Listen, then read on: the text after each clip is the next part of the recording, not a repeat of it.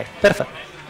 Chiamiamo alla premiazione per i 200 farfalla ragazzi femmine del FEOAN Nicola Vittoria, Sartori Sofia. Nel frattempo proseguiamo con la premiazione per i 200 farfalla categoria ragazzi uomini. Premia Stefano Cerchieri, dirigente SSD Natatorium, presidente Arca e fondatore Idros. Al terzo posto Wisp Nuoto Cordonos in 2:10:52 Marangon Mattia. In 2:10:28 è secondo per la vittoria Lata Nuoto Savani Matteo. Vince in 2:09:99 per la Leo Sport Ceccon Thomas.